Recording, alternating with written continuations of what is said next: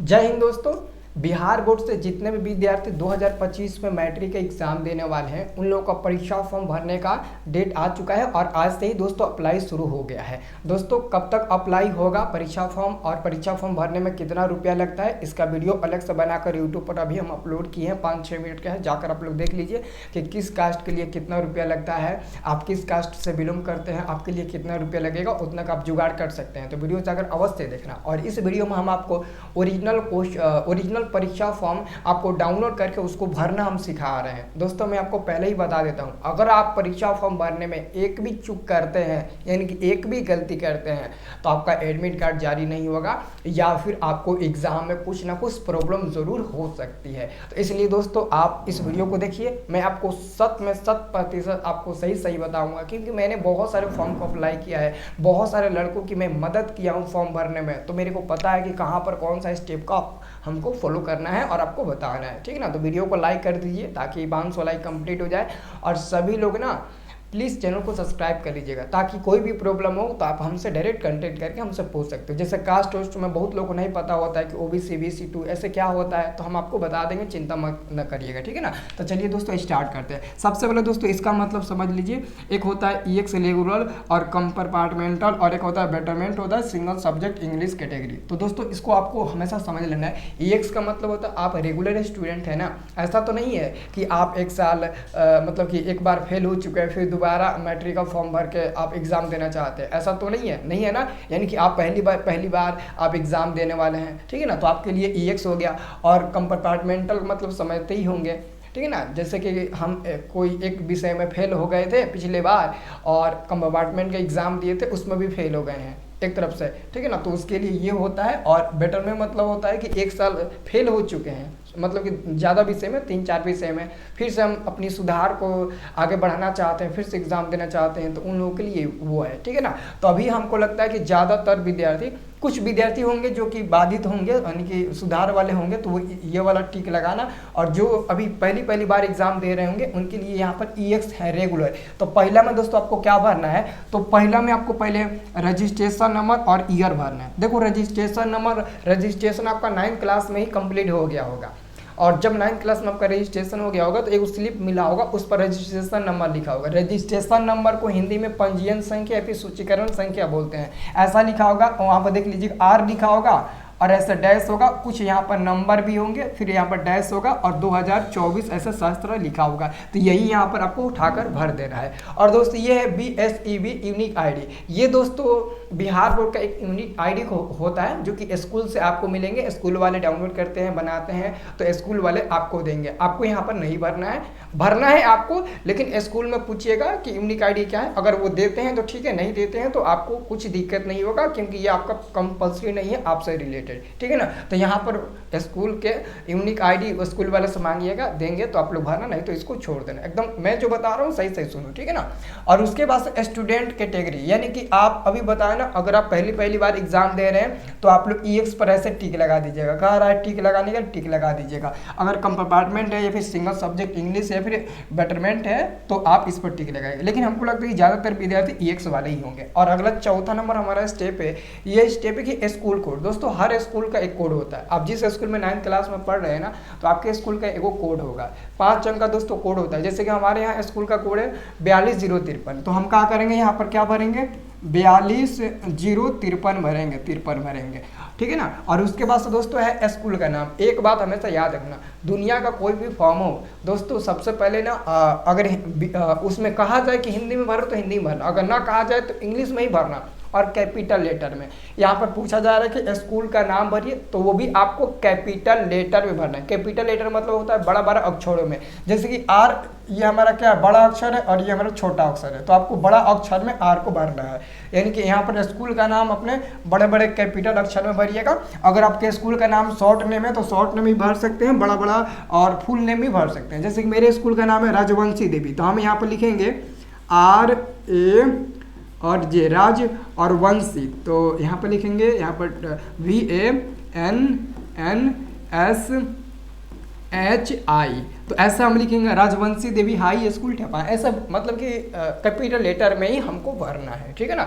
क्योंकि देखो क्या होता है ना, कैपिटल लेटर में सबको पहचान में आ जाता है कि आप क्या लिखे हो, कौन सा वर्ड लिखे हो। लेकिन जब स्मॉल में लिखेंगे ना तो कोई आर अलग डिजाइन से बनाता है, कोई आर अलग डिजाइन से बनाता है, तो वहाँ पर जो और कंप्यूटर पर टाइप करता है ना, मतलब कि डाउनलोड करता है इसे, वहाँ पर उन लोगों को प्रॉब्लम होती है, इसलिए तो नामों में आपका गलती हो जाता है। और उसके बाद से यहाँ पर डिस्ट्रिक्ट का नाम भरेगा, जैसे कि मेरे डिस्ट्रिक्ट का नाम है सिवान, तो हम यहाँ पर कैपिटल में भरेंगे SIWAN, यहाँ पर सिवान भरेंगे, यानी कि डिस्ट्रिक्ट यानी कि अपने जिला का नाम भरना है, ओके। और उसके बाद से दोस्तों यहाँ पर आ रहा है स्टूडेंट नेम, आपका नाम क्या है, फुल नेम भरिएगा, आधा अधूरा नाम मत भरिएगा, पूरा फुल नेम भरिएगा। जैसे कि मेरा नाम है रंजन, तो हम यहाँ पर भरेंगे RANJAN रंजन, और हम कुमारी लिखते हैं तो यहाँ पर लिख देंगे KUMAR, कुमार लिख देंगे, ओके, रंजन हम कुमार लिख देंगे। उसके बाद से यहाँ पर कह रहा है कि मदर नेम, यानी कि आप अपने माता जी का नाम लिखिएगा, तो आप अपने माता जी का नाम, देखो अगर नहीं पता होगा भरने, आपको नहीं आता होगा, तो आपसे जो सीनियर होगा या फिर आपसे जो ज़्यादा पढ़ा लिखा होगा या फिर आपसे ज़्यादा जानकार होगा, उससे आप फॉर्म भरवा सकते हैं। ये फॉर्म कोई भी फिलअप कर सकता है, बस आप उसको पूरा डिटेल आप बताते रहना, उसके पास में बैठकर उससे भरवाते रहना, ठीक है ना। और माता पिता का आधार कार्ड लेकर स्पेलिंग सब लोग देख लेना, स्पेलिंग मेन होती है दोस्तों, ठीक है ना। और उसके बाद से यहाँ पर कह रहा है कि फादर नेम, यानी कि अपने पिताजी का नाम लिख दीजिएगा, ठीक है। और उसके बाद यहाँ पर डेट ऑफ बर्थ, यानी कि डेट ऑफ बर्थ क्या है दोस्तों, डेट ऑफ बर्थ में अगर एक भी कोटा छूट रहा है ना, तो मतलब कि आप गलत भर रहे हैं। जैसे सपोज डेट मेरा डेट ऑफ बर्थ है 18/1/2003 है, रियलिटी है मेरा डेट ऑफ बर्थ कितना 18/1/2003 है, तो मैं क्या करूँगा, यहाँ पर 18 भरूंगा, यहाँ पर देखो कैसे हम भरेंगे, 18 भरेंगे, और एक यानी कि पहला महीना तो 01 और 2003 है, तो यहाँ पर हम क्या करेंगे 2003 भर देंगे। तो ऐसे ही आपको अच्छे तरीके से इसको फिलअप करना है, ओके। तो यहाँ तक तो आपको 10 नंबर तक कोई भी परेशानी नहीं आई होगी, ठीक है ना। अब उसके साथ ही दोस्तों इधर देख लीजिए, ये आपका है दोस्तों फोटो। दोस्तों हमेशा आपको मैं बताता हूँ, कभी भी दोस्तों फोटो यहाँ पर चिपकाना तो एकदम सुंदर सा फोटो चिपकाना, जैसे कि बैकग्राउंड पीछे का या तो व्हाइट या तो ब्लू होना चाहिए, या फिर मतलब इतना होना चाहिए। और स्कूल ड्रेस वाला अगर फोटो होगा तो अच्छी बात है, नहीं होगा तो कोई सादा कपड़ा पर का फोटो होगा ना, तो वो आप लोग चिपका दिए, अच्छा रहेगा, उससे फोटो क्लीन आती है, ठीक है ना।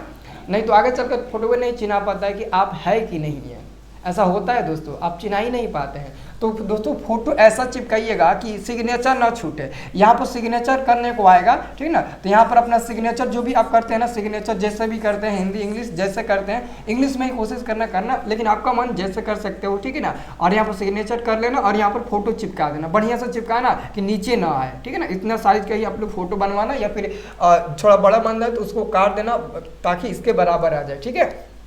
अब उसके बाद से 11 नंबर स्टेप देखिए दोस्तों, यहाँ पर बहुत लोग बताते हैं ना गलती, देखो इसमें बहुत लोग गलती बता देते हैं। देखो अगर गलती बताना है तो वीडियो को ही मत बताइए, ठीक है ना, क्योंकि इस सब में बच्चे का ना जिंदगी का सवाल होता है, ठीक है ना, आपके चलते उन लोगों का बहुत प्रॉब्लम हो जाती है। तो कृपया इसको ध्यान से समझना। यहाँ पर जेंडर मतलब समझते हैं, अगर आप लड़का है तो इस पर टिक लगाइएगा, लड़की है तो इस पर टिक लगाइएगा, यानी कि अब अदर तो हो ही नहीं सकते हैं आप लोग, ठीक है ना। तो मेल और फीमेल को आप लोग चुन लीजिएगा, लड़का है तो मेल पर, लड़की है तो फीमेल पर, आप लोग बस टिक ऐसा लगा देना। उसके बाद से आ रहा है दोस्तों आपका 12 नंबर कास्ट कैटेगरी। इसमें पहचानने में बहुत दिक्कत होती है कि कास्ट कैटेगरी में क्या होता है दोस्तों।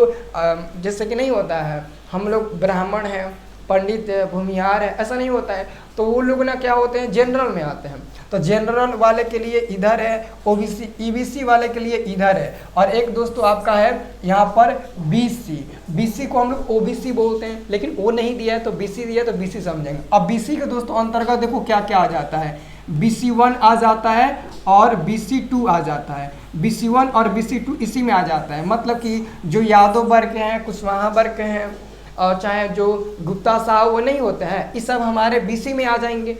तो ये बीसी यानी कि बीसी में भी दोस्तों दो कैटेगरी होता है, एक होता है BC1 और एक होता है BC2। तो BC1 अगर आपका है तो BC पर ही टिक लगाइएगा, BC2 है तो BC पर ही टिक लगाइएगा, क्योंकि ऑलरेडी वो ऑप्शन नहीं दिया है BC1 BC2 आपको चूज करने का, ठीक है ना। उसके बाद से यहाँ पर आप ST SC और ST, ये तो आप लोग समझते होंगे, जैसे कि आप माझी है, राम है, ठीक है ना, तो ये यहाँ पर आप लोग अपना कैटेगरी, अगर नहीं आता होगा तो अपने घर वाले से पूछिएगा या फिर हमसे भी पूछ सकते हो, कोई दिक्कत नहीं है। कमेंट बॉक्स में भी पूछ सकते हो तो मैं कमेंट बॉक्स में मैं 100% रिप्लाई देता हूँ इसके संबंध में, अगर आपको कुछ परेशानी होती है तो, ठीक है ना। उसके बाद देखो 13 नंबर में ये कहते हैं ना 13 नंबर में कि इसको छोड़ देना, इसको मत भरना। दोस्तों इसका डिफरेंटियली एबलेट का मतलब होता है कि आप विकलांग तो नहीं है, यानी कि विकलांग विद्यार्थियों के लिए है। जो विकलांग के तो वो किस दृष्टि से विकलांग के वो यहाँ पर भरेंगे, और विकलांग के तो वो यस करेंगे। लेकिन अगर आप विकलांग नहीं है, यानी कि आपका पैर और बचपन से टूटा नहीं है, यानी कि लंगड़ लुंगड़ नहीं ना है, देखो अगर पैर टूटा है ठीक हो गया तो आप विकलांग नहीं कहेंगे। विकलांग वो कहेंगे जो बचपन से ही विकलांग के और हमेशा के लिए लगता है कि वो विकलांग ही रहेंगे।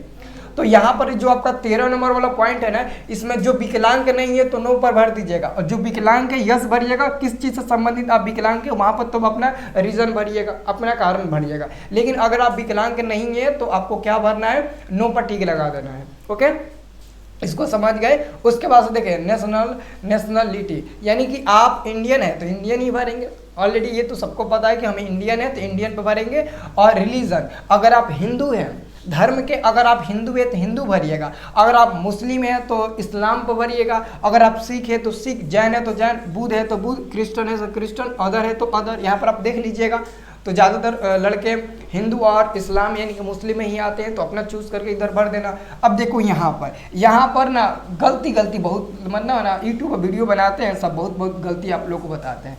देखो जो 16 नंबर है 17 नंबर, इसको ध्यान से समझना। देखो यहाँ पर लिखा गया है विद्यार्थी का हस्ताक्षर, यानी कि सिग्नेचर ऑफ स्टूडेंट। तो यहाँ पर वही स्टूडेंट सिग्नेचर करेगा जो आधार कार्ड इसमें नहीं देगा। जैसे नहीं होता है कि किसी लड़के का अभी तक आधार कार्ड ही नहीं बना है, तो जब आपका आधार कार्ड नहीं बना है तो यहाँ पर क्या लिखिएगा, कुछ ना लिखिएगा।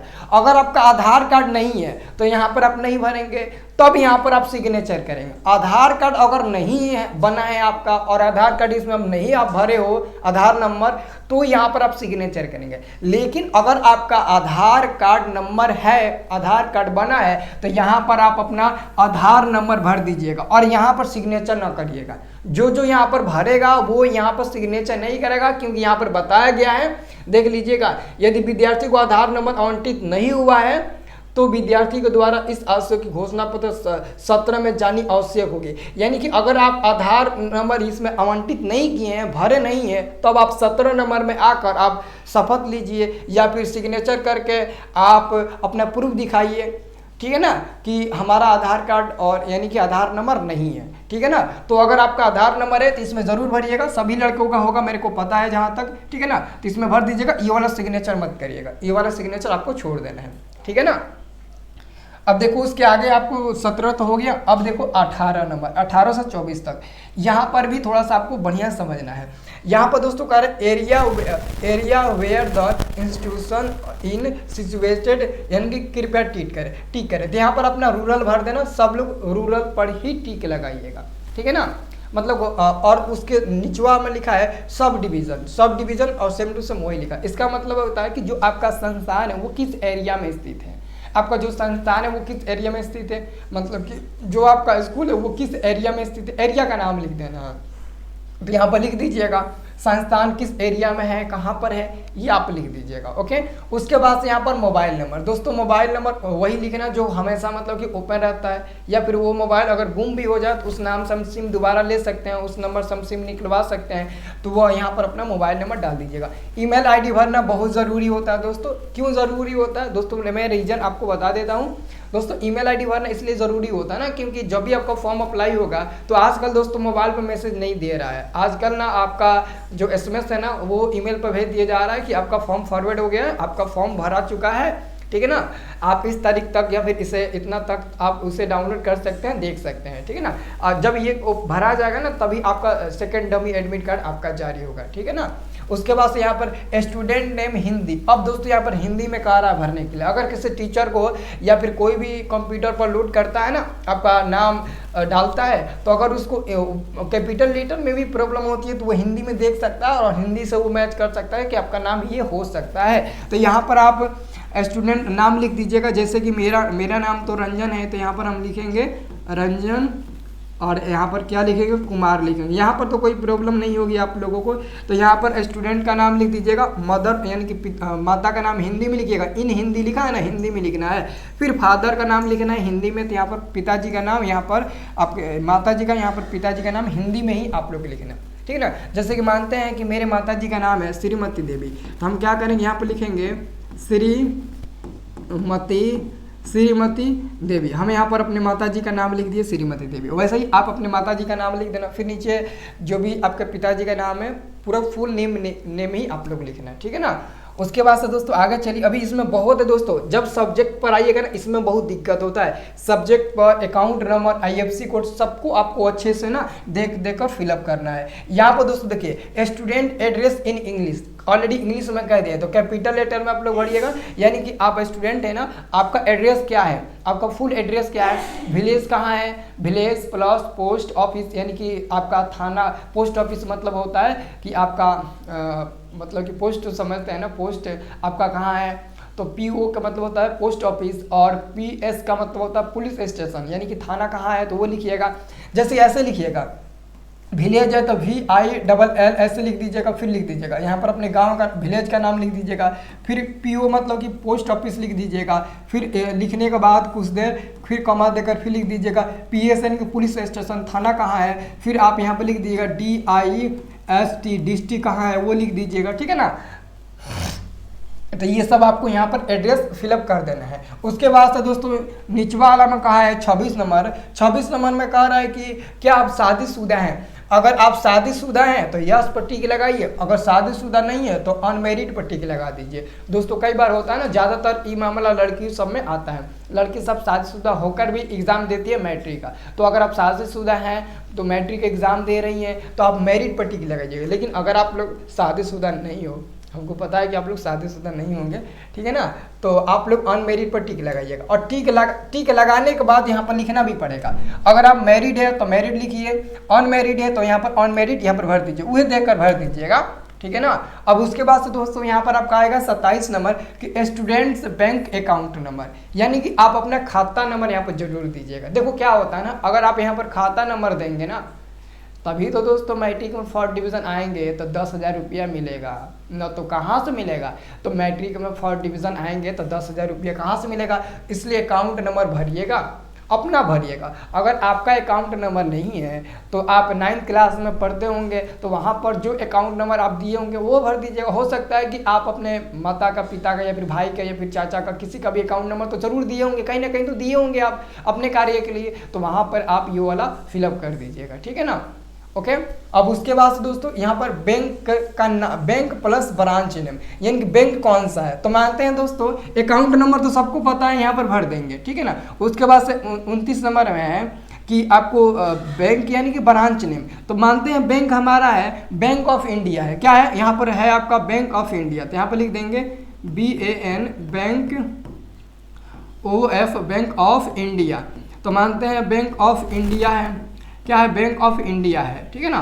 और ब्रांच तो आपको पता होगा कि कहाँ पर है, जैसे कि हमारे यहाँ का ब्रांच तितरा है, सिवान है, मैरवा है, अलग अलग ब्रांच है, अलग अलग मतलब कि आपके एरिया में जो ब्रांच होगा, जैसे कि आपका जो बैंक होगा ये थोड़ी ना हो सकता है कि बैंक ऑफ इंडिया है, SBI बैंक हो सकता है, पंजाब नेशनल बैंक हो सकता है, बड़ौदा बैंक हो सकता है, अलग अलग बैंक हो सकता है। तो जो भी आपका बैंक का अकाउंट होगा वो किस बैंक का अकाउंट है वो लिख दीजिएगा, और वो किस एरिया में है, उसका ब्रांच कहाँ पर है वो आप लोग भरिएगा। उसके बाद से यहाँ पर IFSC कोड, यहाँ पर IFSC कोड दोस्तों भरिएगा। हर बैंक का अलग अलग IFSC कोड होता है, तो यहाँ पर देख लीजिएगा आपका बैंक कौन सा है, आपका पासबुक होगा ना उसमें आपका IFSC कोड दिया होगा, उसको लिख लीजिएगा और वहीं यहाँ पर आपको भर देना है। ओके मेन होता है दोस्तों IFSC कोड, बहुत ज़्यादा इंपॉर्टेंट होता है वो।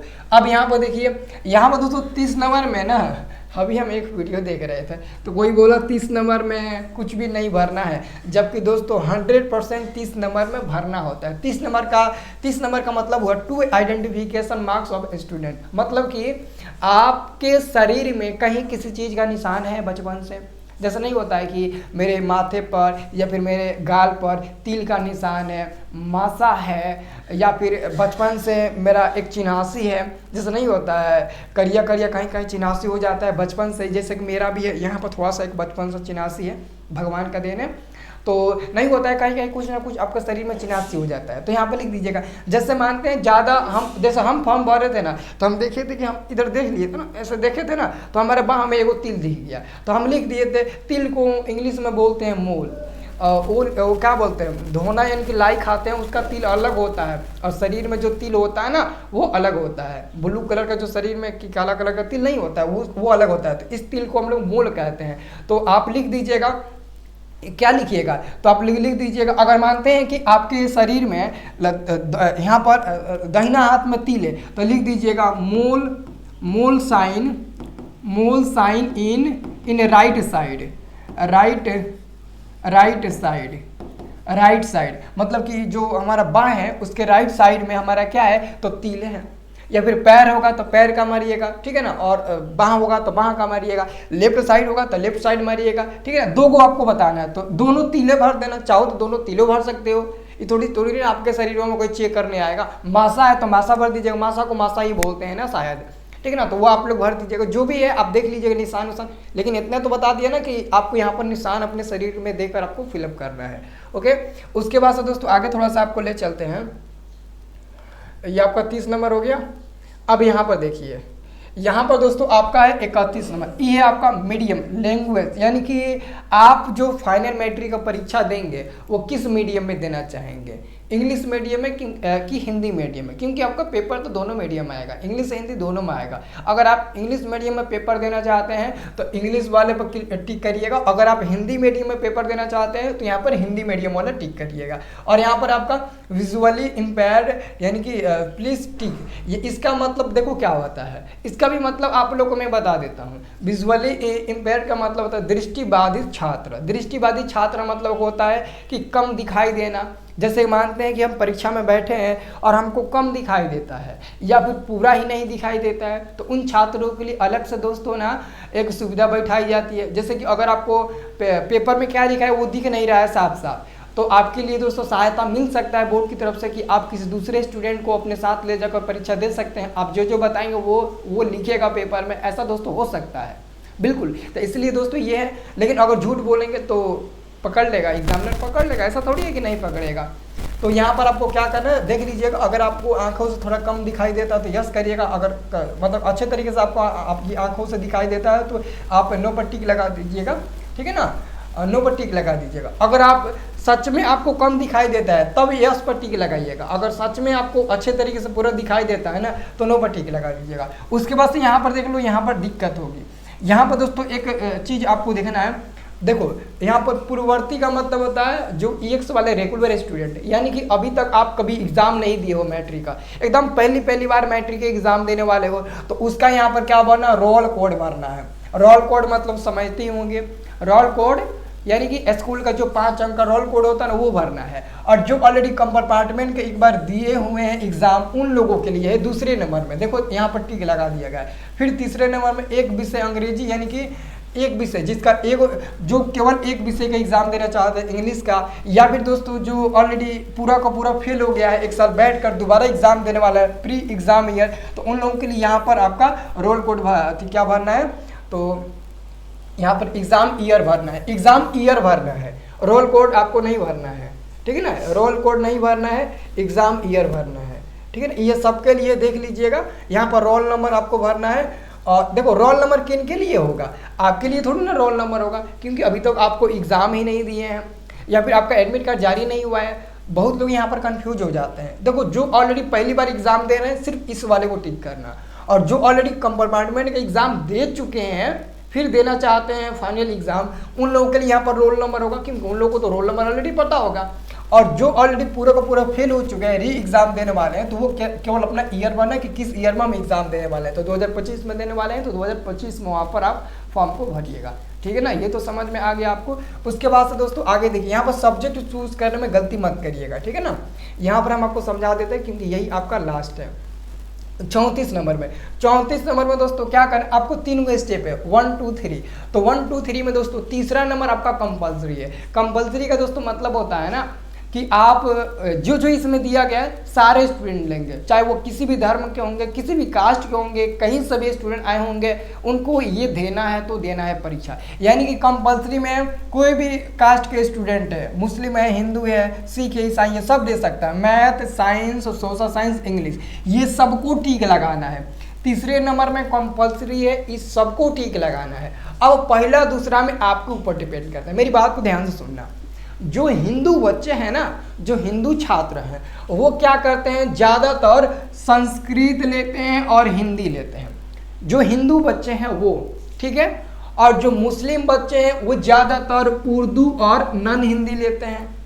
और बहुत ऐसे लड़के होते हैं जो कि उर्दू नहीं लेते हैं, नॉन हिंदी और मैथिली लेते हैं, तो नॉन हिंदी मैथिली ले लीजिएगा। बहुत लड़के नॉन हिंदी बांग्ला लेते हैं, तो नॉन हिंदी बांग्ला लीजिएगा। और बहुत ऐसे स्टूडेंट होते हैं मुस्लिम में भी जो कि उर्दू के जगह क्या ले लेते हैं, उर्दू की जगह वो संस्कृत ले लेते हैं, ठीक है ना। उर्दू की जगह संस्कृत ले लेते हैं और क्या ले लेते हैं, उर्दू की जगह वो संस्कृत ले लेते हैं और नॉन हिंदी ले लेते हैं। तो उर्दू और आप नॉन हिंदी संस्कृत और नॉन हिंदी ले सकते हैं, कोई दिक्कत नहीं है। यानी कि ये वाला आपका कंपलसरी होगा, आपका 4 को सब्जेक्ट, बाकी 2 को सब्जेक्ट आपको चूज करना है कि हम कौन से कास्ट हैं और कौन हमारे लिए बेहतर होगा सब्जेक्ट लेना, वो आप लोग चूज करेगा। मैं तो नहीं बताऊंगा, क्योंकि मैं बताऊंगा अगर मेरा कहना करिएगा तो बाद में कहीं हमारा ही ऊपर दोस्त कर दीजिएगा कि ना सर ये है। जो हिंदू बच्चे हैं वो ऑलरेडी तो पता है, हिंदू बच्चे जो होंगे वो हिंदी और संस्कृत ले लेंगे, बाकी आप लोग अपना चूज कर लीजिएगा, ठीक है। यहाँ पर सारा सब्जेक्ट दिया है।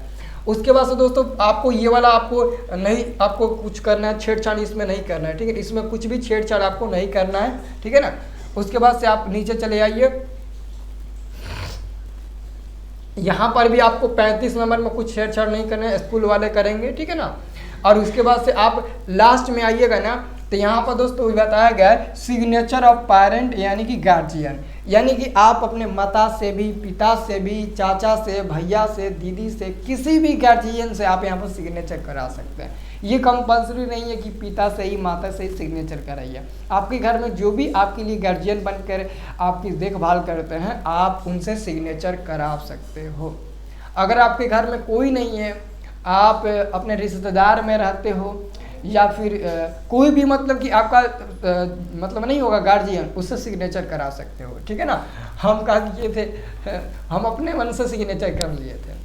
जब हम भरते ना, हम अपने मन से इधर उधर बना कर सिग्नेचर कर लेते, बोले थे कि हम सिग्नेचर करा के लेकर आए। लेकिन दोस्तों ऐसा बिल्कुल मत करना, आप लोग किसी न किसी से आप लोग सिग्नेचर करवा लेना अपने घर वाले से, ठीक है ना।